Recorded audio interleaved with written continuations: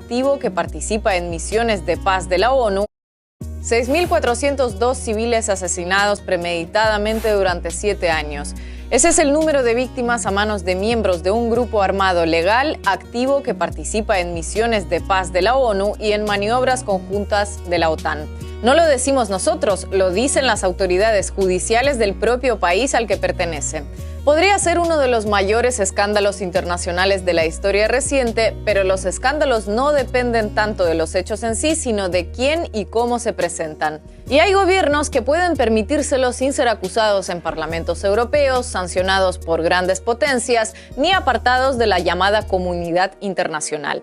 Hoy no vamos a hablarles de un tema del que nadie habla, pero nos conformamos con presentárselo como nadie lo presenta. Ahí les va.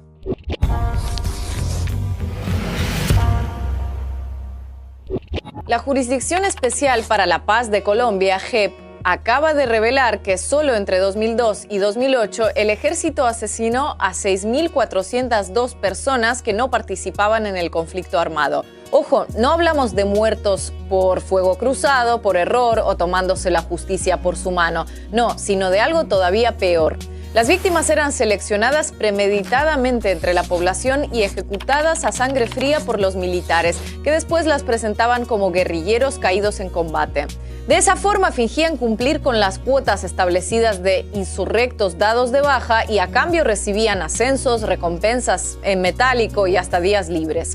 El fenómeno es conocido dentro y fuera de Colombia con el nombre de falsos positivos, un eufemismo criticado con razón por no reflejar la magnitud del crimen. Pero lo cierto es que resulta difícil encontrar una definición adecuada en el vocabulario periodístico o legal. Por ejemplo, un término lógicamente tan cargado de negatividad como ejecución extrajudicial se queda corto en este caso, porque quien ejecuta sumariamente a alguien, aunque sea en su mente, cree en la culpabilidad de la víctima, lo que no justifica nada, por supuesto. Pero en los falsos positivos, los militares colombianos no solo no creían que sus víctimas fueran culpables, sino que sabían perfectamente que eran inocentes. Imaginen la dimensión moral de una práctica cuando llamarla ejecución extrajudicial es una forma de edulcorarla. Para llegar a estos números, la JEP entrevistó a 325 personas directamente vinculadas a los hechos, analizó los informes de la Fiscalía, del Centro Nacional de Memoria Histórica y de más de 285 organizaciones de derechos humanos. De acuerdo a un informe de 2018, alrededor de 1.750 militares participaron en el esquema de asesinatos. Según documentos filtrados, el ejército establecía que para recibir una condecoración de servicios distinguidos, una brigada debía presentar 150 muertos y una división el doble. Además, los oficiales al mando de unidades militares que quedaran lejos de esas cifras podían ser relevados del cargo. No podían pasar más de 30 días sin que una unidad pudiera dar resultado. No podían pasar. Si usted reportaba más de 30 días un batallón sin dar resultado, a ese comandante lo daban de baja. Tanto la jerarquía militar como el expresidente Álvaro Uribe rechazan la investigación y resultados presentados por la JEP.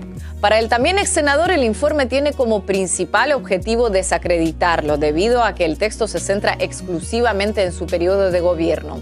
Sin embargo, mirando las cifras, más que un sesgo político, parece que estamos ante el necesario sesgo metodológico que requiere toda investigación. Nadie centraría sus esfuerzos en Holanda cuando hace un estudio sobre accidentes de montaña.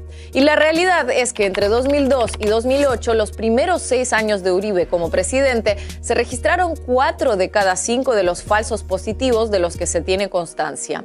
Solamente de 2001 a 2002, la cifra de casos se sextuplicó y se mantuvo en alto hasta 2008, con un incremento desde 2004 cuando se implementó el Plan Patriota, el inicio de una gran ofensiva militar contra las guerrillas, que demandaba éxitos palpables y los demandaba rápido.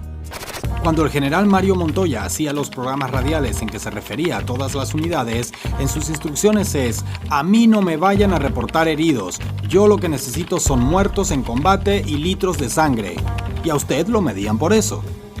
Además de la coincidencia en el tiempo, 1 de cada 4 falsos positivos a nivel nacional en ese periodo se dio en el departamento de Antioquia, donde Uribe fue gobernador y todavía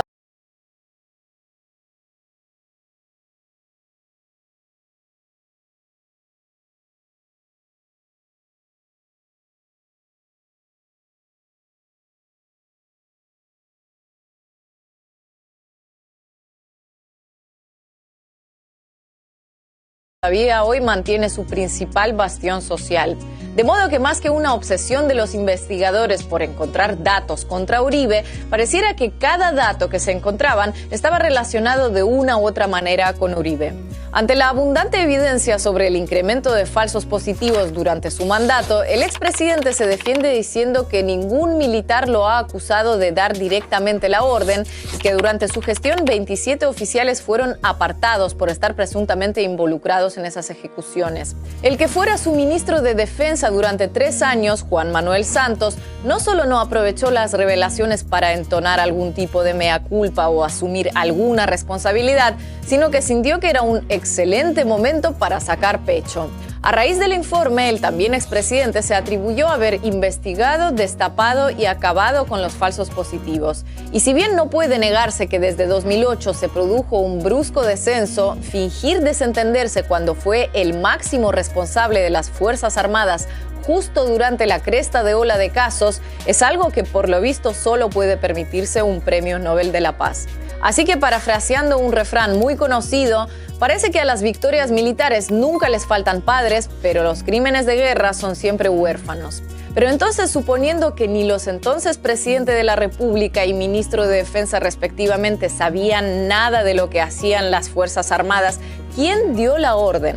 Pues esa es precisamente la pregunta que se hacen muchos colombianos, convirtiéndola en etiqueta en las redes sociales. Porque la explicación oficial es que todo fue debido a un efecto colateral indeseado surgido de la política de ofrecer premios y ascensos a los militares a cambio de presentar muertos en combate. Política que hoy parece que tampoco nadie ideó ni defendió en su momento. Según esa explicación, los números de los falsos positivos se explicarían por ese incentivo perverso que algunas personas sin moral aprovecharon para beneficiarse. Es decir, unas pocas manzanas podridas en las Fuerzas Armadas. Manzanas podridas con capacidad de asesinar en promedio más de una quincena de civiles cada semana, sin que nadie se enterara, dicho sea de paso. La magnitud moral de los falsos positivos comenzó a ser conocida poco a poco desde hace 13 años, cuando las madres de Soacha, desafiando obstáculos, miedo y amenazas, se lanzaron a exigir respuestas sobre sus hijos desaparecidos. Recién hoy empezamos a conocer oficialmente la magnitud en números. 6.402 víctimas en 7 años es más del doble que el total de víctimas de la dictadura de Pinochet durante 17 años.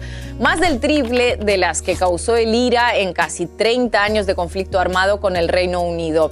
Unas 10 veces más que las causadas por el terrorismo yihadista en la Unión Europea desde 2004. Y sin embargo, los números que publicó la JEP son solo un primer paso y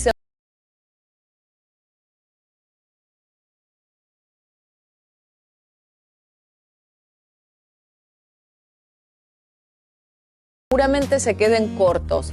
El propio informe los presenta como cifras no definitivas. Las organizaciones de víctimas consideran que las reales son muy superiores. La Unidad de Búsqueda de Personas Dadas por Desaparecidas, un organismo oficial, estima que el conflicto armado dejó una cifra de 120.000 personas desaparecidas, entre desplazados, muertos en combate, asesinados por actores armados o víctimas de falsos positivos.